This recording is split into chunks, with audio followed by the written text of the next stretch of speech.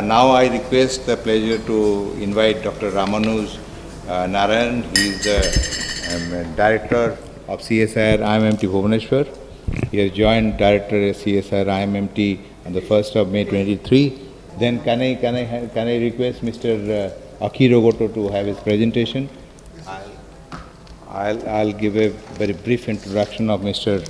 Goto. He is the Executive Director and CEO of Prime Metals India Private Limited. He completed his mechanical engineering in 1985, and he's in April 2019 his responsibility increased as a managing executive officer and sorry, I mean Mr. Narayan that he is putting in. Yeah, so his responsibility increase in managing executive officer as a general manager upstream, Department of Prime Metals Technology, Japan. So I request with these few words, his profile will cover in his presentation letter. With this, we request Mr. Goto to address. Good morning, everybody. Very congratulations for Steel Tech Seminar 2023. Now I'm introduced. I'm Akira Goto of ED and CEO from Prime Metal Technology, India. So this year topics, sustainable growth and profit maximization for steel plant in India is also quite important for steel machinery supplier like Prime Metal Technologies. Today, PT will make two presentations. One is innovation field, endless hot-rolled coil technology. Second one is the digitalization and AI field, e-service and digitalization in the steel industry. Both presentations will be done our some Austrian colleagues. Here, I'd like to make address based on general my views. So this page shows my content of today's presentations. Economic scenario and steel production. Second is the steel business scenario in India. Third one is the Indian steel sector outlook, prospects and opportunities. And the last one is the Indian steel sector prospective, sustainable growth and profit maximization. So growth in economy, GDP growth is shown in upper graph. Indian economy continue to be steady. That is expected between 6 to 7% for coming years, even though among global uncertainties. Below graph shows world crude steel production in 2021 and 22 comparisons.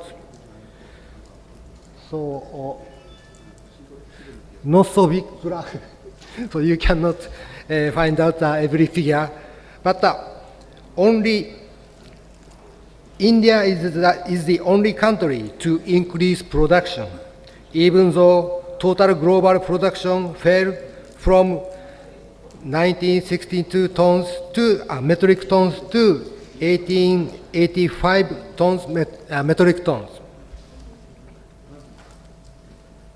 So next we will think about Indian steel industry key growth drivers. The size of font in the title roughly represents the amount consumed. Building and construction is the largest steel consuming sector, and infrastructure is a robust economic activities supported by government push. Steel consumption in these two fields is expected to remain strong go forward. Next to these two big fields, engineering and packaging and automotive follows. Stable demand for high-strength steel and electromagnetic steel can be expected in the automotive sectors. Furthermore, it shows the bottom area we can expect demand for defense and other sectors.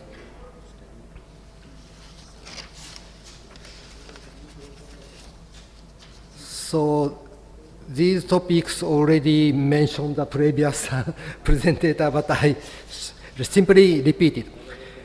This page reviews steel industry's present operational status and future aims. The production volume of the performance of Indian steel industry will increase with the aim of reaching 300 metric tons in 2030, with supporting the capital investment by each steel companies. The second graph shows the per capita consumption of steel in kg. We can understand there is a significant room for growth in steel consumption, very low compared with the world. Third graph, export-import trend, shows that India has maintained its position as net steel exporter. The last graph shows India is maintaining healthy capacity utilization for last few years. So this page shows steel sector present scenario and trend. The most left side shows the mega trend in steel sector is as same as other industry field. In Industry 4.0, decarbonization, sometimes called eco, and circular economy, recycle. These are keywords. The next box, steel sector scenario. Third box is the Indian steel sector present trend. Last one is the Indian steel sector outlook positive. So these topics I will not repeat again because this session presenter already mentioned also the time squeezing purpose. So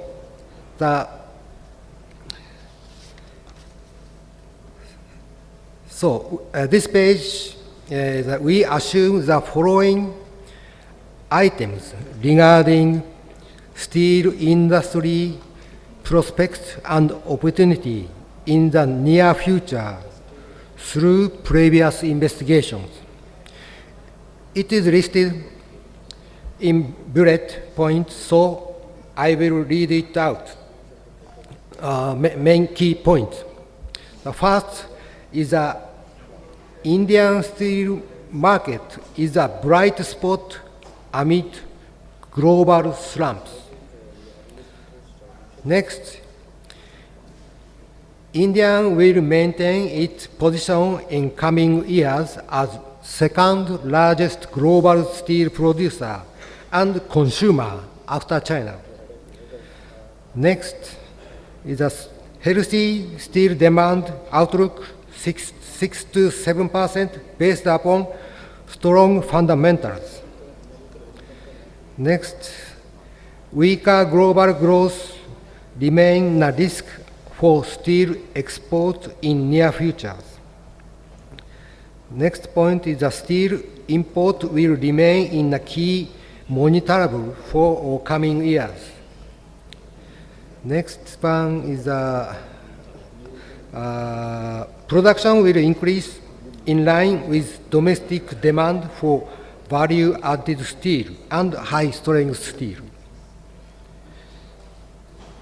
The last 2 points, so major domestic integrated steel producers are continuing their expansion activity through organic and inorganic growth. Last one is a little bit different topic. So, major economical expansion activity foreseeing some temporary restrictions during middle of next year due to government election in India. Seems to revive during last quarter of next year as the festival season will again start. So this is my last slide.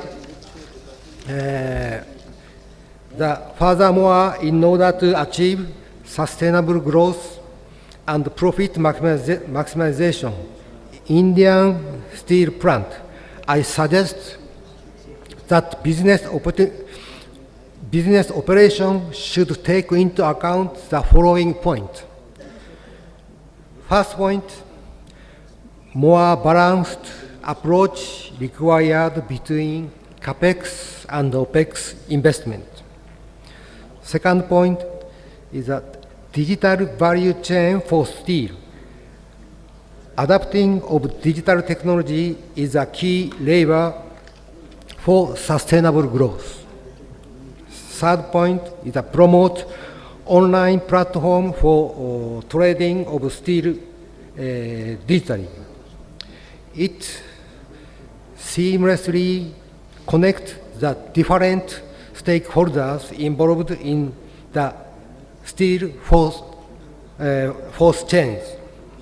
The fourth one is the increasing use of the byproduct wasted material in iron and steel plant in the manufacturing of value-added production is necessary for enhanced the economic viability of Indian plant. Next is a more effort is required to enable scrap. Okay. Scrap collection and processing center to feed the estimated future demand of scrap in the countries. Last two, technology option assessment is to adopt greener alternatives. It is necessary to understand how future lower emission and energy efficient technologies could compete in terms of both cost as well as broader sustainability. The last one is a green H2 carbon capture, usage and storage, CCUS, and 100% renewable energy use would take the industry toward sustainable growth, but would be an expensive affair. More become a viable option is long run. Thank you, my presentation. Thank you for your attention.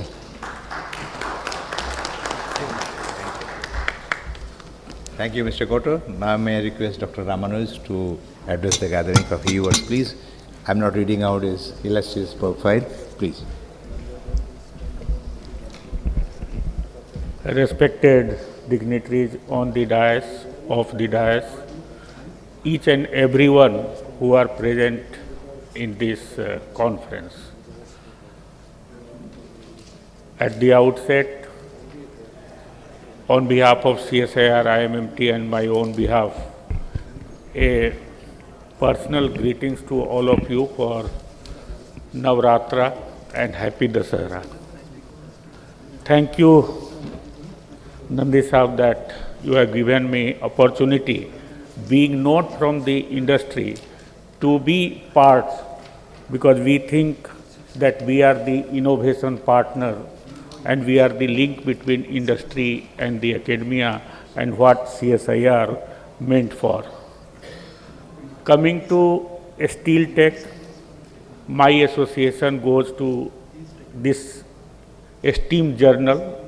Once again, it is bridging the gap between the industry and academia with what intention Professor Amit Chatterjee started it. And I know this journal from 2006 onwards, and I do have a paper in this when I was working under the guidance of my mentor, Dr. Devasys, that we put onto the quoted product. And if Indian steel industry, if we want to learn metallurgy, that two names, that one Dr. Amit Chatterjee and another name is Professor Dr. T. Mukherjee, that if you want to know the real practical metallurgy, you have to contact this. And I was fortunate enough to learn those tricks from Tata Steel. I happened to meet both of them. My tribute to the great Dr. Amit Chatterjee, at least who has given, because the person goes away, but he keep a legacy, and Steel Tech is serving as that legacy, and it will continue. In the era of digital age also, this type of journal, that it will not be very high tech and not very low tech, it is going to pay in a longer way. Just now, the Chandra Sahab was talking about the history of steel, that how this name steel might have been given and how it has come out. But as a learner perspective, if we'll see abbreviate steel, it is everything that whatever today we are meeting. Steel contains itself S for sustainability, T for technology, E for environment, E for energy, and L for learning. If you learn the steel making in eco-friendly manner and the energy efficient manner, then it will give you the whatever we are talking a strategy for sustainable growth and profit maximization. And that place world is looking for. Can steel be made tomorrow with the help of solar energy or through biochemistry or through electrochemistry? And future of steel making is to be going to be on-site steel making. You need not have to think about the slurry transport and all transportation. The world research is moving into that direction, that how bio, electro and photochemistry or that type of concept is going to be the on-site production of steel, and that covers all aspects. And from 2040 onwards, that will be the day. Our institute is celebrating Diamond Jubilee this year, and we have been a innovative partner, be it with Tata Steel or MNS or any other raw material, that whatever iron ore and which type of direction it goes. And we are looking forward to have continued association into this aspect. So I don't want to continue too much about elaborating, that wherever you think of work in minerals, materials or characterization, you can rely on us. We are going to deliver the technology up to 5 to 6 level, and we can be a good partner for you, for your innovation partner. Let us hold our hands together for the growth of the nation, for Make in India, to make a strengthened India. Thank you very much for the opportunity. Thank you, Dr. Ramanus, for short and crisp. Thank you very much. In Navaratri day also you came, being also first. We are thankful. Now you are waiting for the keynote speaker, Dr. Debashish Bhattacharya. Illustrious career, I just mentioned very briefly. He was a metallurgy from Jadavpur in 86, and also MTech in IIT Kanpur 1989, PhD from University of Cambridge 1993. He was also a research associate in Rolls-Royce University Technology Center for 3 years from 93 to 96. He joined Tata Steel 96, and he became the group director in 2017, and he was vice president technology and new material from 2019 onwards. Mr. Chatterjee, Mr. Bhattacharya, please. Thank you, Mr. Sen. It is still good morning. So good morning, dignitaries on the dais and off the dais, Thank you for giving me this invitation to speak here. I realize that it's been already a long morning session. I'll try and make it interesting for you, can't promise. I'll try and make it short for you, definitely. So, I hope this works. Yeah, so this is the problem we are all trying to address and making steel sustainable, whether in India or whether worldwide. Human beings today make about 40 gigatons of CO2 through their activities. Multiple sectors contribute: transportation, industry, power generation, etc. The result is this, that the concentration of CO2 in the atmosphere has gone up to above 450 parts per million. Sounds very small. It's 450 parts per million, but that is the highest in the last 800,000 years. And clearly the increase, as you can see in this graph, is sharp. It's significantly associated with the Industrial Revolution, with the industrialization of the world. Now, the correlation between increase in CO2 and the temperature of Earth is 1:1 almost. The problem is not CO2, the problem is the temperature, which is like this. At, say, 50, we are at 40 gigatons, will soon become 50 gigatons. If we remain at 50 gigatons, which means if we can put CO2 measures in place or anti-CO2 measures in place, where we stop any further increase, the average increase in temperature from pre-industrialization era will be about 2 degrees centigrade. If we can bring it down to zero man-made CO2 starting from today, by the end of the century, the average increase in temperature will be 1.5, which means, ladies and gentlemen, zero increase in temperature, we have lost the game. There will be a net increase in temperature even if we reduce CO2 emission to zero, starting today. Now, if we don't implement measures which are going to stop further increase in CO2, that is above, if we go above 50 gigatons, there will be a net increase in temperature. So if we go to, say, 100 gigatons, double from where we are today, the increase in temperature will be to the tune of 3.5. If we cross 4, the Earth becomes uninhabitable for human beings, right? Because earlier, the Earth has been hotter. The carbon dioxide percentage in the atmosphere has been 4 times as much. The Earth still had living beings. There were alligators in the Arctics. There were no human beings, but definitely there was life on Earth. So, ladies and gentlemen, the problem is not with the Earth. The Earth can take care of itself. It will have living beings if we keep on producing CO2 and the temperature goes up, only it will not have human beings. So we have to solve the problem for ourselves. Earth will take care of itself. Now, the good news is if we take action, there is positive result. As you know that Europe is the most conscious and takes the most stringent actions against CO2 and in favor of all environmental measures. And the effect is visible on all fronts, whether it's power, whether it's industrial combustion, whether it's buildings or transportation. The trends are positive in Europe. Today, Europe emits about 3 gigatons of CO2, which is significantly lower than the total CO2 emitted by the steel sector globally. And this is what the scenario is like of the 40 gigatons that we emit today. About 8 to 9% of that 40 gigatons is contributed by the steel industry. Now, as we know that many of the other industrial sectors, such as transportation and power, already have a greenification way forward. Right? Power is significantly becoming renewable and quite rapidly so. Tied up with that is greenification of transportation through hydrogen and battery vehicles.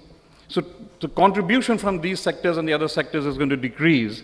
And if steel industry continues in the way we are, as business as usual, we will soon, well, in the next 20 years, 25 years, become 40% of the world's man-made CO2. And that, ladies and gentlemen, will probably be a scenario where our children and grandchildren are going to find it unacceptable. They'll probably point fingers back at us that we've not taken action in time. And the action in time is to be done with technology for production of iron and steel, and mostly for the production of iron, right? Today, worldwide, about 1.8 billion tons, or 2 billion tons soon, iron and steel, the production route is mostly blast furnace BOF route, and some EF route through scrap and DRI. So let's focus on BF-BOF. This slide is for non-technical audience. I'll pass quickly over it. Now, there are three major aspects of the blast furnace. And Mr. Chandra already mentioned that we talk about carbon and not coal. But carbon plays a very significant role, and coal plays a very significant role in the blast furnace, coal through coke, of course. And the three roles coke plays: one is reduction, second is providing the heat, and third is providing physical structure. It's the only thing that is solid at the bottom of the blast furnace. In the first role of reduction, you can replace the carbon in the coke through other reductants. For example, hydrogen, which is the most commonly debated, discussed, and attempted to be implemented reducing agent. There could be sodium as well, and others.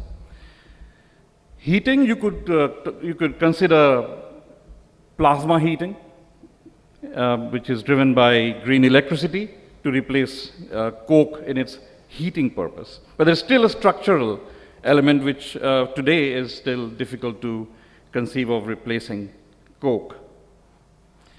Now, we have attempted, and many people have attempted introducing hydrogen in the blast furnace to replace coke. But as you can see, not all of coke can be replaced by hydrogen. The extent to which it can be replaced is about 15 to 20%. So only 15 to 20% of the coke or the carbon in the coke can be replaced by hydrogen. So you can look at the blast furnace in two ways. One is the process within the blast furnace and the obvious CO2 that is coming out of the blast furnace. For both, you need hydrogen. You need hydrogen to replace the reducing part of the action of coke and the obvious resultant CO2 that comes out, because you can't replace all the coke. You need to capture and utilize and store the CO2 or fix the CO2 in a compound. And the most easy to fix CO2 in a compound is organic, and therefore you need hydrogen. Of course, you can have other routes through scrap and alternate iron-making routes, which we'll talk about very briefly very soon. So worldwide, if you look at role within the blast furnace, which means trying to replace coke, trying to reduce the CO2 within the blast furnace. This picture, which is quite colorful and almost is representative of LGBTQ, but it's not. It is about the technologies that are available today to easily or not so easily and very difficultly to replace coke in the blast furnace, and at what stage they are. So on the left-hand side of this arch is makeshift, which means you don't make much change in the blast furnace. You change the gas composition or the reductant composition, so through addition of scrap in the blast furnace or through increasing scrap in the BOF, you introducing biochar through the PCI route in the blast furnace. Biochar has a negative CO2 footprint. I will not go into the reason for that, but it has a negative footprint. Therefore, if you replace PCI with biochar, you gain in CO2 footprint. Introducing hydrogen in the blast furnace or coke oven gas. All these are technologies which are either ready or almost ready for implementation in live blast furnaces. But the effect of these is limited to less than 25% on the carbon dioxide footprint. You will need additional efforts. In the retrofit column, which is where you'll need to add certain things to the blast furnace, are things like easy melt, and people here would know what easy melt is. It's a top gas recycling or dry reforming of methane putting together, and it needs heat. It is at a lower technology readiness level. In this graph, as you go from center to outside, you increase in technology readiness level. So as you can see, the makeshift technologies are more ready. Easy melt as a retrofit is less ready, and the least ready technologies are the transformational technologies, which are disruptive innovations, such as molten oxide electrolysis, such as use of sodium as a reductant, such as electrowinning, which is a startup company in the US that's trying out this, or even hydrogen in DRI. They are less ready. So if you're going to do something now, and be ready even partially, as one of the speakers mentioned, by 2030, you need to focus on the left-hand side, while still addressing, maybe investing in R&D on the middle and the right-hand side of this graph. But the solution in the short term is on the left-hand side. But no matter what you do, you still have CO2 coming out of the blast furnace. And therefore, you will need carbon capture and storage, and utilization, of course. And there are multiple routes to utilization, and I will show you how easy or difficult it is to do CCU. This talk is focused on India. Most of Indian steel is produced on the eastern side, and as of now, we haven't come across geological formations which make sequestration possible. Therefore, eastern part of India will probably, in the medium to long term even, depend on utilization, which is fixing of the CO2 as a chemical. So the easiest chemical in which you can fix it in, organic chemical, is methanol. And if you just do a stoichiometry, you'll need about 3 million tons of green hydrogen for a 22 million ton of CO2. And why 22 million ton? It just works, the stoichiometry works out fine, and 22 million ton just happens to be the amount, roughly, the amount of CO2 that a 10 million ton steel plant gives. That's a reasonable unit. So for a 10 million ton steel plant, if you don't take those actions in the blast furnace, there is no hydrogen in the blast furnace, no COG in the blast furnace, no biochar in the blast furnace, you will need to take care of 22 million tons through CCU, which will need to make the simplest of the molecules, 3 million tons of green hydrogen. Today, the world as a whole makes 3 million tons of green hydrogen. So you can therefore imagine what the availability of green hydrogen is, and you will struggle to find green hydrogen to take care of the CO2 that is coming out of one 10 million ton plant. Let's look at a future of 2030 where India makes, say, about 175 million tons of steel through the BF-BOF route, which, and assuming that we have taken as a steel fraternity enough actions in the plant to bring down the CO2 footprint to 2.3, which means we have to sequester to go to net zero, 400 million tons of CO2. Here's a mistake on the graph, I'm sorry about that. It's not 2.3 kilograms, it's 2.3 tons of CO2. But you have to get to net zero, you have to address 400 million tons. Now, of course, we're not going to net zero by 2030. We are going to, say, 1.8, which means you have to get down to 315 million tons, right? You have to abate, as a result, 85 million tons of CO2.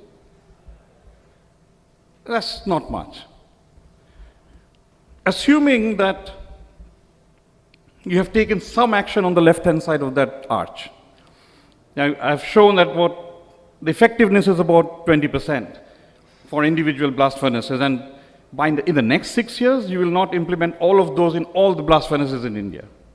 So roughly, overall, say 5% is the effect, which means you have to abate about 65 million tons through CCU by 2030. It would mean 9 million tons of green hydrogen needed by India by 2030. And that is roughly the global production of green hydrogen by 2030, which will need in India to abate only about 85 million tons of CO2, which means coming down from 2.3 of today to 1.8. The additional cost is about $200 per ton of crude steel. And that's assuming hydrogen is available at $4 per kg, which as you know, is a challenge. I know people will take a target of 2. Even if it is 2, which is unlikely, even if it is 2, the additional cost is about $100 per ton of crude steel. Busy slide. I will not ask you to go through the numbers, just a few salient numbers here. That is, if you have to get down to 1.8 tons of CO2 per ton of crude steel by 2030, that is India as a whole, the numbers look like this. The number of CCU units that you have to put in is about 60. Additional cost of about 45,000 crores. Additional cost of hydrogen, 9 million tons of green hydrogen, is about 4.5 lakh crores. Power required is about 60 gigawatts. One of my friends here on the stage was talking about 250 megawatts. We will need 60 gigawatts by 2030 of green electricity. What is 60 gigawatts? It's Delhi, Bombay, Calcutta, Madras put together, these 4 cities, is 15 gigawatts. 4 times of that in the next 6 years, only for coming down to 1.8. If you're going to convert that CO2, that is fix the CO2, that's because the problem is not solved by just capturing the CO2. You have to make methanol or some other chemical out of it. Additional cost is about 4.5 lakh crores to put a plant for that. So it is difficult. Perhaps not impossible, but definitely looks like improbable. We need to look at other levers. Some of the levers are the usual suspects. Use more scrap. There's a limited supply. Use natural gas or hydrogen-based DRI plus EAF. It needs high-grade ore, and over a period of time, the next decade or so, the only ore that will remain high-grade are not Australian, definitely not Indian, not Australian, but the South American and West African ores. And there will be a demand for that. And of course, I'm not talking about the availability of natural gas and the cost of hydrogen and availability, etc.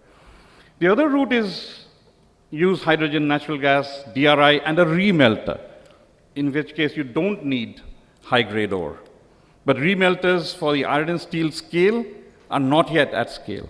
That needs to be upscaled. And of course, you can use biomass, as I've said before, but biomass is, again, a supply issue and will compete with agricultural land for cultivation. So there will be need for other levers, which are not the usual suspects, but new technologies. Higher efficiency electrolyzers. Today, the electrolyzers are at about 50% odd efficiency. You can go up and down a bit. You probably could go to 100% efficiency with new electrolyzers, such as solid oxide ones, using the available heat in a steel plant. Use non-electrolysis routes for producing hydrogen. There will be need for cheap methods of storage and transportation of hydrogen. I'll talk about that a little later. And of course, use other alternate technology. And this will need significant R&D investment. The R&D investment available today in India, Mr. Chandra, is minuscule. Is minuscule. Yeah, the steel mission that we all know about hasn't had much investment in national R&D. So this is an area where government and private industry need to come together, and I totally agree with Mr. Chandra. We have to work together to make this happen.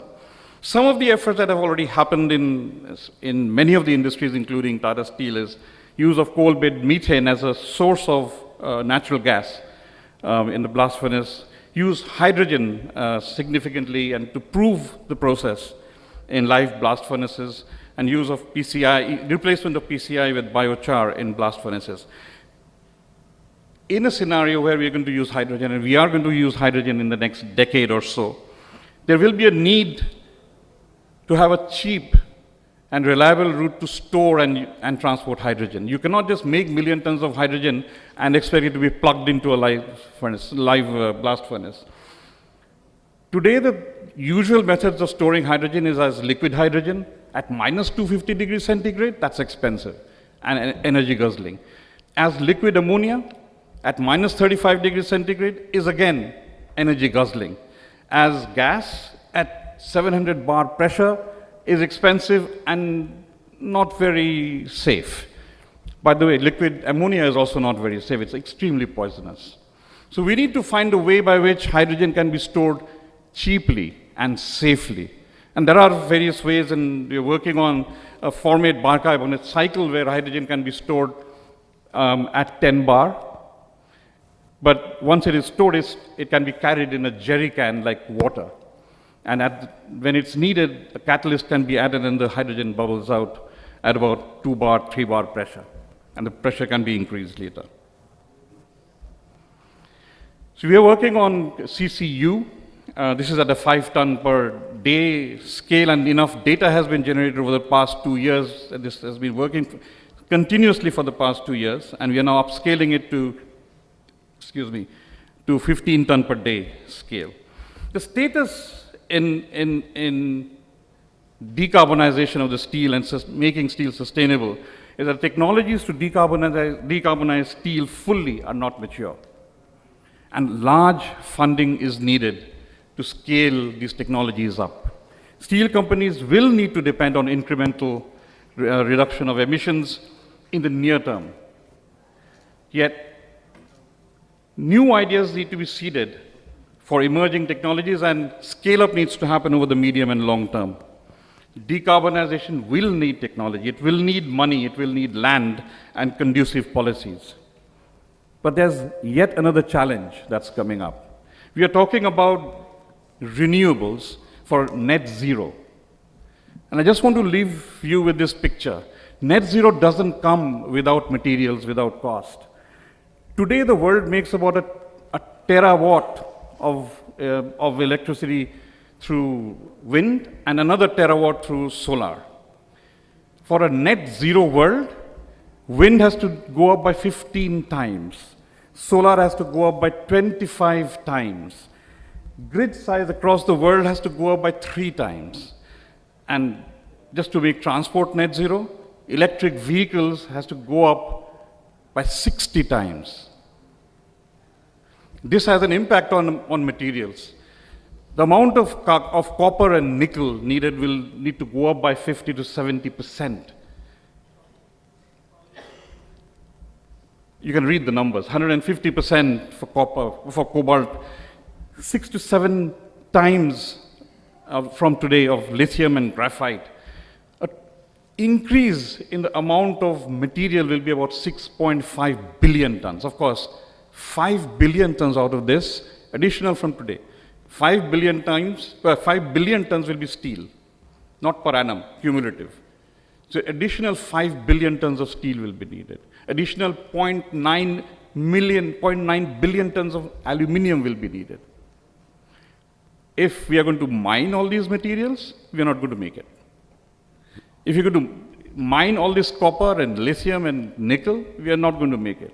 So there'll be a huge need for urban mining, and by 2050, the prediction is that more than 50% of the materials will be urban mined rather than natural mined.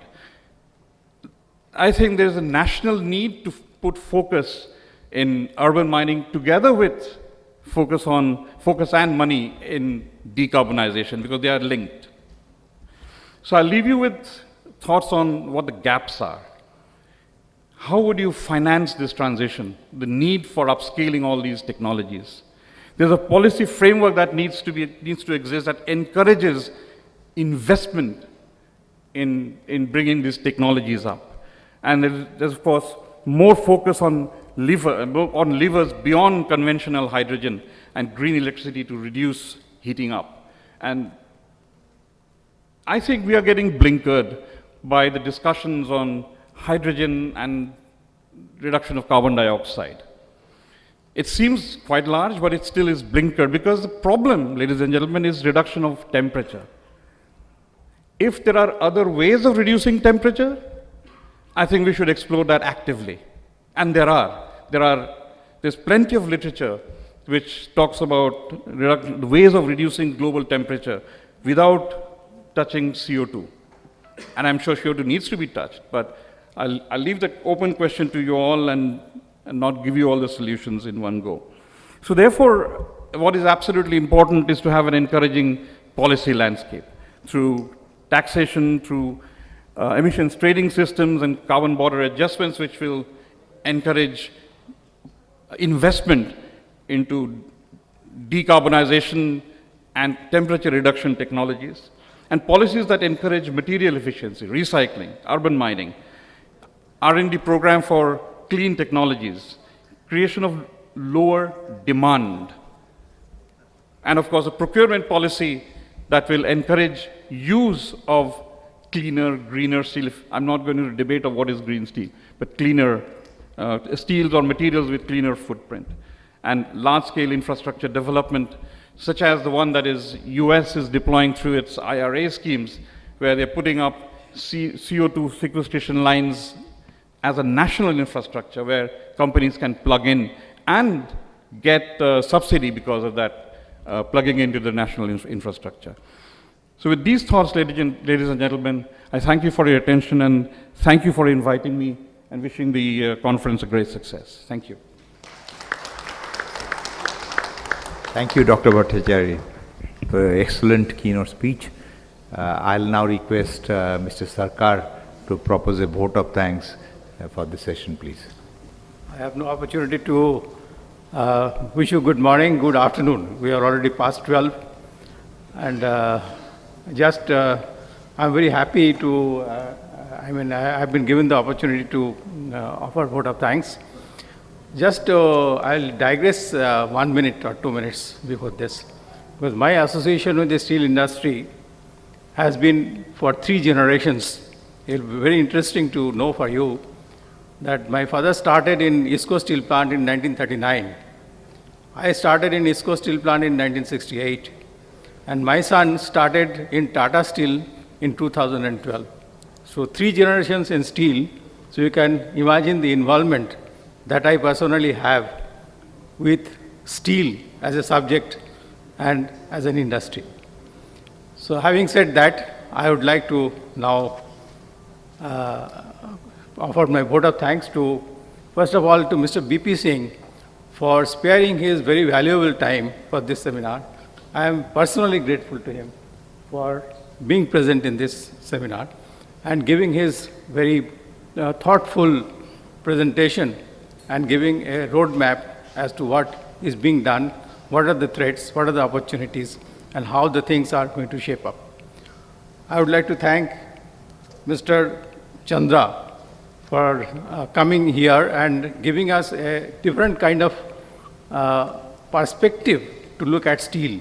We as steel professionals, we are looking from a particular angle. But I am very happy that Mr. Chandra has given us some kind of new kind of thoughts and new perspective from which angle to look at the issues and keep ourselves abreast of the challenges which are coming. And we should not keep our eyes and ears shut, we should keep it open. I would also thank Mr. Rath for coming over to Calcutta, and I am very happy to know that he enjoys being in Calcutta. I know he was in Manipur and Durgapur earlier also, but having being in Bhubaneswar and coming to Calcutta in this particular time, of course that this time in particularly in Calcutta is very, very joyous time because festive season has started, and really a very good time to be in Calcutta. I'd like to thank Mr. Roth for his beautiful presentation. and giving us an idea what ArcelorMittal is going to do in India. It's a very, very impressive sort of scenario that he has presented, and I hope the things come up in proper shape. I would like to thank Mr. Akira Goto for his insights in the technology and whatever his firm Prime Metals is going to do, and what are the things that actually steel industry cannot grow and cannot really have existence without the technological inputs firms like Prime Metals will give us. I remember that when ISCO was getting the proposal for modernization, 5 international Japanese firms led by Nippon Steel, they were engaged for the preparation of DPR and engineering for ISCO. Of course, that plan did not materialize, but we have the opportunity of looking at how Japanese people work. It's really mind-boggling. Thank you, Mr. Goto, for your presentation. I would like to thank Dr. Narayan for giving us giving us the opportunity to look at what his organization can do for the steel industry, and we should really join hands to reap up this opportunity. I would like to thank Dr. Bhattacharya. Really, it is mind-boggling the way that he has presented. It should not be fearful, but it should be eye-opener for the policymakers to focus on what is going wrong and where we should take guard off. It's a mind-boggling scenario. It's something which I'd like to add one thing here, that we will be growing. India is the place for growth of steel in the few decades to come. But it is not free for all. It's a really good challenge, very big challenge, to grow in the production of steel, but with these challenges, with these limitations, and with these targets. It's really mind-boggling. And it's very true that Government of India, the state governments, the research organizations, and the producers should come together to meet this challenge. I wish all the best for the seminar, and let the delegates get the full benefit of the discussions. Thank you very much. Thank you all. Thank you. Thank you very much. Thank you. This is now, we are concluding that inaugural session, and we will go for the panel discussions soon after this. So just to give a token of appreciation for all the people in the dignitaries.